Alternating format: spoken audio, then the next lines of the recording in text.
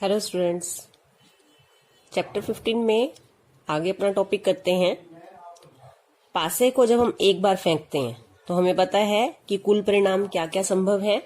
1 से 6 तक आपकी कोई भी संख्या पासे को एक बार फेंकने पर आ सकती है।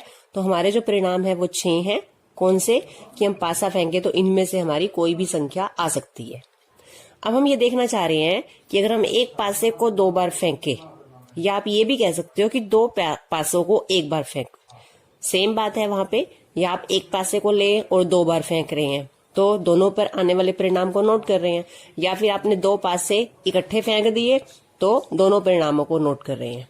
तो उस पे आने वाले परिणामों की संख्या कितनी है? पासे को एक बार फेंकते हैं एक पासे को तो 6 परिणाम है। अगर हम 2 पासे लें या एक पासे को 2 बार फेंके तो आने वाले परिणामों की संख्या क्या होगी? यहाँ पर मैंने 2 पासे लिए हैं। अब मैंने 2 पासे फेंके तो मैंने नोट किया, इसको मैंने पहला कह दिया, इसको मैंने दूसरा कह दिया। 2 अलग अलग साइज के मैंने इसलिए लिए हैं कि ये पहचान रहेगी, इसको मैं पहला कह रही हूँ, इसको दूसरा। तो परिणाम जब हम नोट कर रहे हैं तो ये 6,2, तो इस पर आने वाले परिणाम को हमने इस तरह से नोट किया।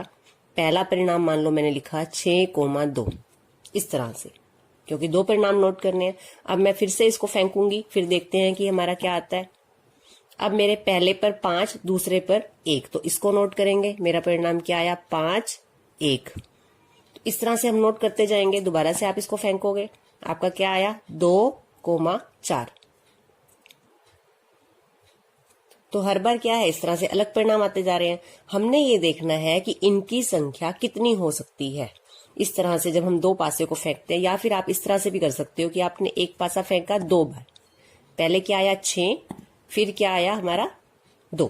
तो हम इस तरह से भी 6,2, जैसे ये वाला परिणाम था हमारा, पहले इकट्ठे 2 फेंक लिए तो 6,2 नोट कर लिया। एक पासे को 2 बार फेंका तो इस तरह से 6,2। तो आने वाले परिणाम तो इस तरह से रहेंगे, लेकिन इनकी कुल संख्या कितनी होगी,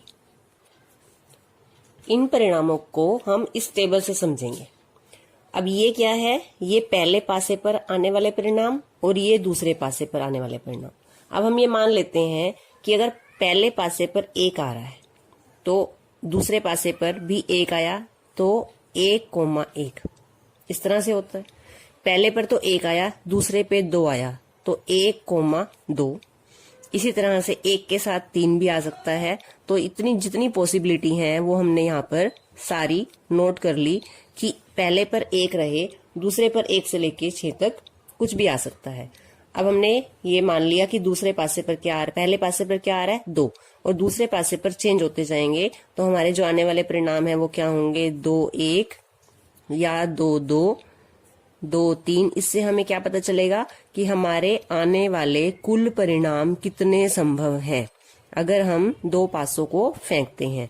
इसी तरह से 3 के साथ 1, 3,2, 3,3, 3,4, 3,5, 3,6। पासे पर, पहले पासे पर कुछ भी आ सकता है, दूसरे पासे पर भी कुछ भी आ सकता है। तो ये देखेंगे, ये है हमारे सारे संभव परिणाम। अब ये हमारी गिनती में कितने हैं, क्योंकि इसके अलावा हमारे पास कोई पॉसिबिलिटी नहीं है कि पहले पासे पर 1 से लेकर 6 तक हमने कुछ भी नोट किया और दूसरे पासे पर भी 1 से लेकर 6 तक कुछ भी आ सकता है। तो ये लाइंस कितनी हैं? 1, 2, 3, 4, 5, 6 और 6 ऐसे। तो टोटल ये 6, 12, 6 3 18, 24, 6 5 30 और 6 6 36। तो टोटल ये हमारे पास कितने आए हैं? 6 × 6 36 परिणाम हैं हमारे संभव, अगर हम 2 पासों को एक साथ फेंके या एक पासे को 2 बार फेंके। तो एक पासे पर आने वाले परिणाम इंटू दूसरे पासे पर आने वाला परिणाम, तो इस तरह से हमारे टोटल 36 परिणाम होते हैं। अगर अब हम एक पासे को 3 बार फेंके या 3 पासों को एक बार फेंके, 3 पासों को एक बार या एक पासे को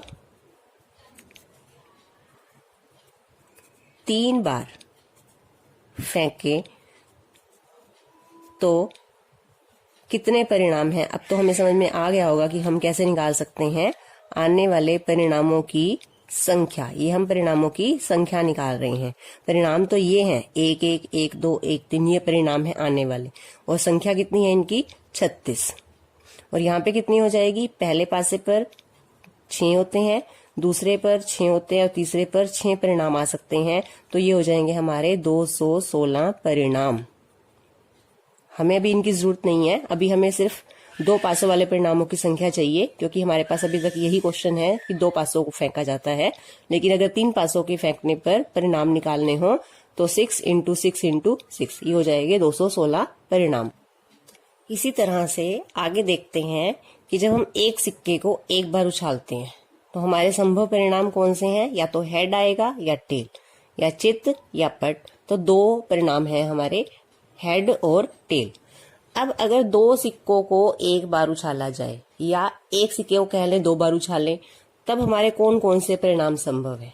हम यहाँ बनाकर देखते हैं कि मान लो पहले सिक्के पर तो हेड आता है और दूसरे पर भी हेड आता है।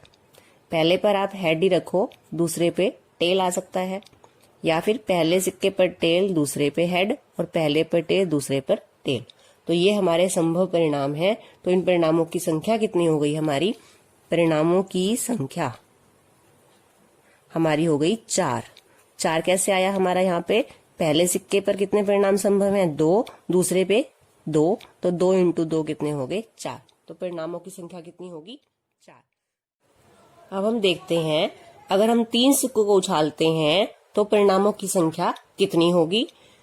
एक सिक्के पर आने वाले परिणाम 2, तो इसी तरह से दूसरे पर भी 2 और तीसरे पर भी 2, तो टोटल परिणाम कितने हो जाएंगे हमारे? 8।